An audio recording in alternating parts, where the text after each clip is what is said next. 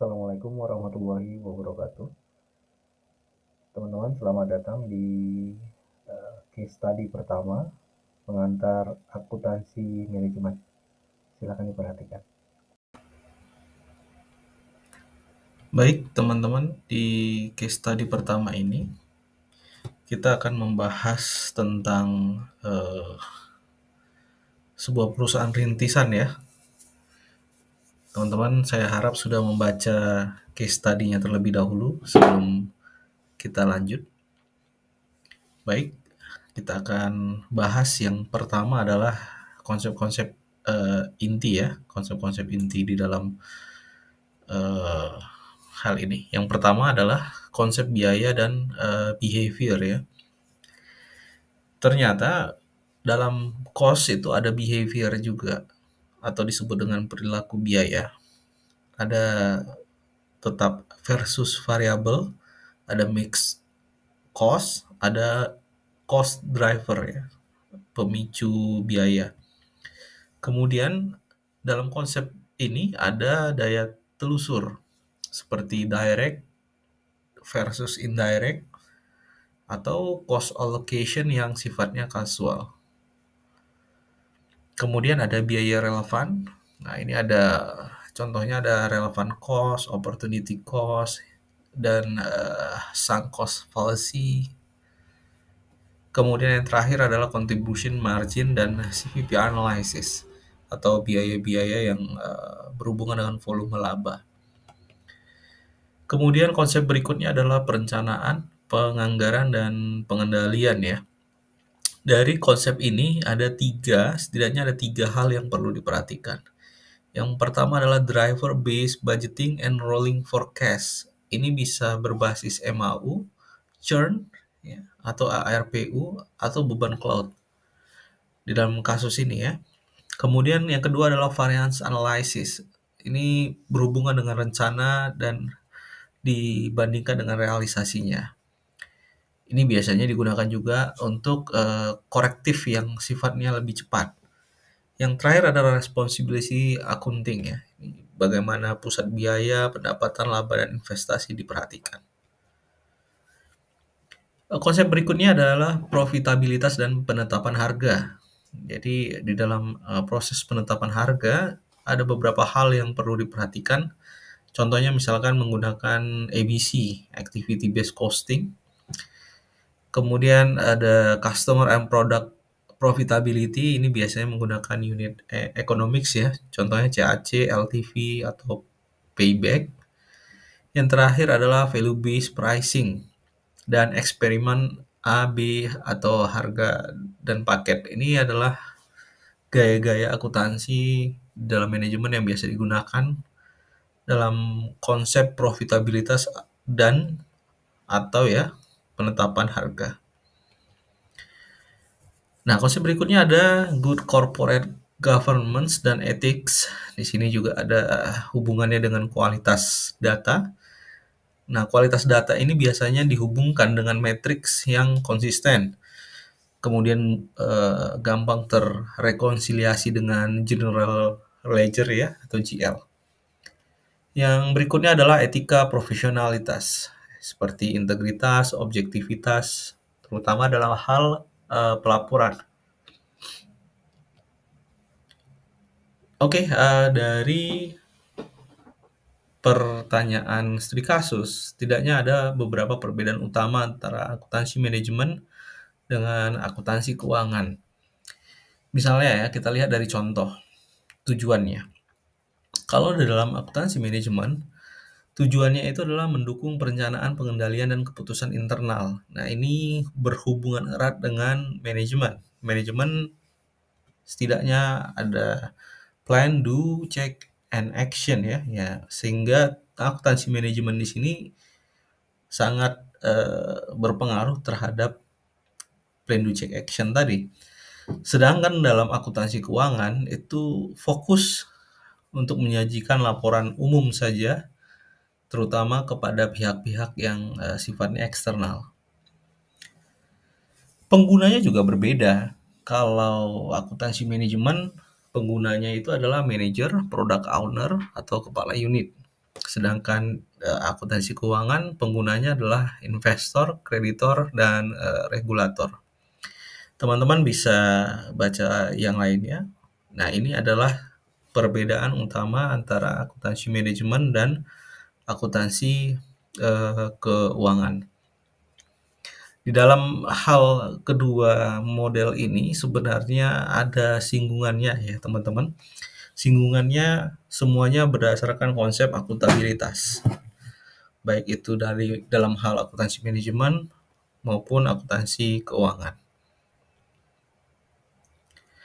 Kemudian dalam case study kita, mengapa penting bagi manajer startup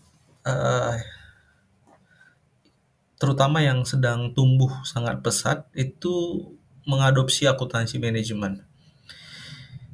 Nah, yang menjadi case konteksnya adalah kecepatan dan ketepatan keputusan ya, terutama dalam hal area yang sifatnya itu uncertainty atau ketidakpastiannya tinggi. Nah, akuntansi manajemen ini memberikan bantuan bagi manajer startup, terutama dalam mengukur ya unit ekonomi yang jelas, misalkan CAC, LTV, payback period, contribution margin, dan sebagainya. Ini berfungsi untuk pertumbuhan yang baik, sehingga sifat pertumbuhan yang boros itu bisa ditekan. Kemudian ada perhitungan granular dari profitabilitas. Nah, biasanya profitabilitas itu kan diukur akrual ya di akhir. Nah, di dalam akuntansi manajemen, profitabilitas itu bisa diukur granual. Maksudnya bagaimana? Diukur granual itu diukur sebagian, misalkan per fitur saja, per paket harga, segmen pelanggan tertentu, cohort akuisisi, dan sebagainya. Ini bisa membantu manajemen untuk melihat fitur mana yang bisa dilanjutkan, diberhentikan, atau diperbaiki, atau dimonetisasi. Ya, ini yang lazim dilakukan di dalam akuntansi manajemen. Yang berikutnya adalah penganggaran. Nah, kalau tadi kan profitabilitas granularnya kan sudah bisa diperhitungkan dengan baik ya. Sehingga ini dampaknya juga sebenarnya ke dalam penganggaran. Penganggaran yang baik dilakukan itu per segmen ya, per fitur. Terutama dalam keputusan manajemen apakah dia dianggarkan untuk improve begitu ya, atau dia dianggarkan untuk sustain, bertahan, dan sebagainya. Nah, ini ujung-ujungnya sebenarnya pengendalian biaya, baik itu biaya variabel ataupun biaya tetap yang dibutuhkan untuk fitur-fitur ataupun operasional itu bergerak dengan baik. Nah, keempat tadi itu sebenarnya dalam kerangka keputusan taktis. Nah, keputusan taktis ini sedikit berbeda dengan keputusan strategis ya, karena sifatnya yang lebih operasional. Nah, keputusan-keputusan ini seperti berapa sih harganya, apakah kita beli atau buat, dan sebagainya itu adalah keputusan taktis ya, yang sangat membutuhkan akuntansi manajemen. Yang terakhir adalah pengukuran kinerja. Nah, ini ya sama ya. Akuntansi manajemen salah satu item yang bisa digunakan untuk mengukur KPI secara real time. Kemudian bagaimana cara membantu mencapai keunggulan yang kompetitif? Nah, karena ada kata-kata kompetitif di sini, maka sifat yang perlu kita perhatikan adalah sifat manajemen yang kompetitif. Yang pertama, kita bisa menggunakan strategic cost management. Contoh misalkan menggunakan ABC ya untuk memetakan cost driver digital. Ya, kita bisa mau melihat ya sebenarnya ini yang menjadi driver dari biaya-biaya tadi seperti apa. Sehingga nanti di ujung kita bisa menetapkan harga berbasis biaya dan nilai atau mengidentifikasi fitur yang mensubsidi atau disubsidi. Nah, ini penting untuk mengetahui holistik keadaan pricing dari produk-produk kita. Nah, fitur berikutnya dalam strategi cost management adalah target costing. Bisa juga menggunakan Kaizen costing. Tujuannya ya sama, menekan biaya per pengguna seiring skala. Teman-teman bisa lihat di ABC dan target costing ini pada Cooper and Kaplan, Seng and Govindarajan terkait dengan strategic cost management. Cara berikutnya yang bisa digunakan adalah value based pricing dan eksperimen. Nah, ini gunakan willingness to pay dan diferensiasi paket, bundling dan sebagainya. Nah, ini ada hubungan dengan apa ya? Strategi di mana kita bisa mengatur produk-produk kita itu lebih dikenal dengan pasar. Nah, ini sebenarnya sih kita sering menemukan ya fitur-fitur yang di-bundling ya kan dan sebagainya, terutama di area digital-digital ini. Yang terakhir adalah driver based planning yang agile ya, yang lincah. Ini contohnya bisa digunakan adalah rolling forecast bulanan berbasis driver operasional. Ini bisa pakai MAU, conversion atau churn ya, pakai churn atau uptime. Ini bahasa-bahasa yang digunakan churn dan uptime, conversion, dan MAU ini adalah sangat kontekstual pada case study kita ya. Kalau di tempat lain mungkin bisa berbeda namanya. Tapi kegiatan ini teman-teman bisa lihat di bukunya Kaplan dan Atkinson terkait dengan mempercepat siklus ya. Rencana, realization, dan tindakan korektif. Kemudian banyak hal-hal berikutnya yang bisa digunakan adalah pengukuran strategi. Nah, ini kita bisa gunakan balance scorecard. Kemudian ada analitik profitabilitas pelanggan. Nah, ini kita bisa menggunakan customer lifetime profitability atau cohort gross margin atau analisis retensi ya, berdasarkan prioritas fitur dan belanja akuisisi. Berikutnya ada keputusan kapabilitas versus pembelian ya. Ini berhubungan dengan decision apakah produk ini kita make, kita buat, atau cukup kita beli dari pihak lain. Ya, nah, ini ada hubungan dengan relevan cost, kapasitas, risiko, dan sebagainya. Yang terakhir ada keterkaitan strategi biaya dengan nilai. Pemetaan biaya sepanjang value chain untuk memilih posisi biaya yang paling rendah atau diferensiasi yang berkelanjutan ini penting untuk mendapat keunggulan yang kompetitif.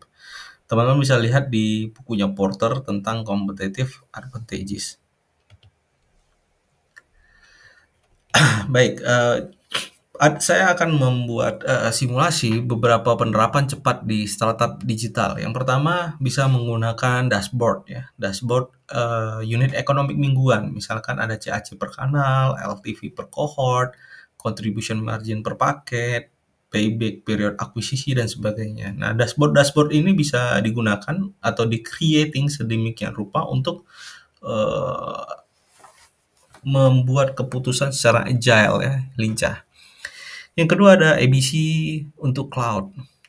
Alokasi biaya compute, storage, bandwidth ke fitur-fitur yang berdasarkan metrik teknis.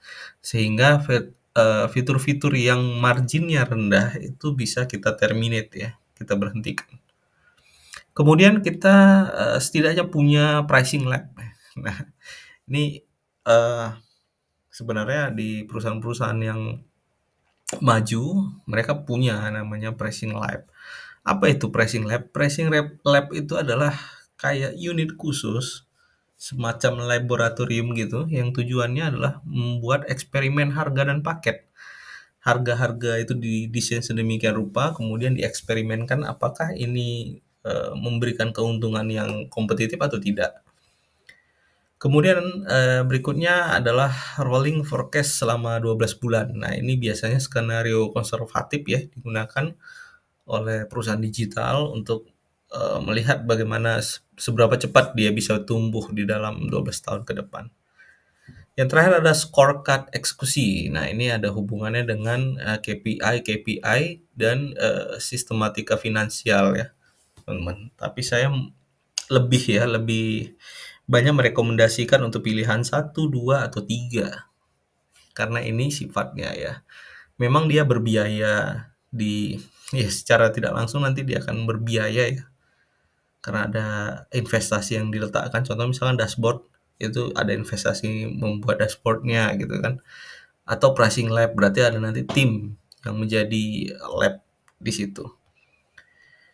Baik, teman-teman, berikut adalah beberapa referensi yang bisa teman-teman gunakan untuk eh, ya untuk studi kasus ini terkait dengan pengantar akuntansi manajemen.